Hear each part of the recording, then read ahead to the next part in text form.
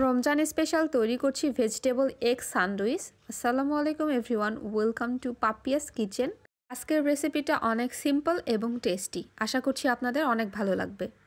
এর জন্য প্রথমে একটা বাটিতে নিয়ে নিচ্ছি সিদ্ধ ডিম। এরপর কাঁটা চামচের সাহায্যে ডিমগুলো খুব সুন্দর করে আমি ম্যাশ করে নিচ্ছি। তারপর এর মধ্যে দিয়ে দিচ্ছি কেটে রাখা গাজর কুচি, সামান্য পরিমাণ ধনেপাতা কুচি, পেঁয়াজ কুচি। এরপর দিয়ে দিচ্ছি 2 চা চামচ মেয়োনিজ, 2 চা চামচ টমেটো সস। এরপর সব কিছুকে একসঙ্গে খুব ভালো করে মিক্স করে নিচ্ছি। মিক্স করা হয়ে গেলে এবার ব্রেডের স্লাইস নিয়ে নিচ্ছি আর এর উপর সেই মিশ্রণগুলো খুব ভালোভাবে চারপাশে ছড়িয়ে নিচ্ছি।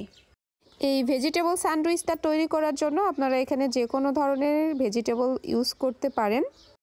আবারও এর উপর কিছুটা টমেটো সস দিয়ে নিচ্ছি, এতে খাওয়ার সময় অনেক বেশি ভালো লাগবে।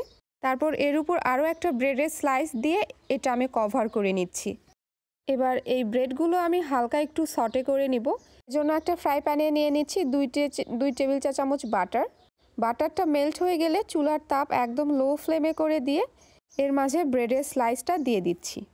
ব্রেডটা সটে করে নেওয়ার জন্য অবশ্যই আপনাদের এখানে বাটার ইউজ করতে হবে, তাহলে একদম অরিজিনাল যেই স্যান্ডউইচের ফ্লেভার সেইটাই পাবেন।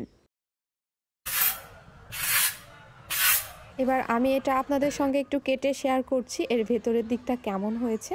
ইফতার টেবিলে এটা চটজলদি বানিয়ে নিতে পারেন।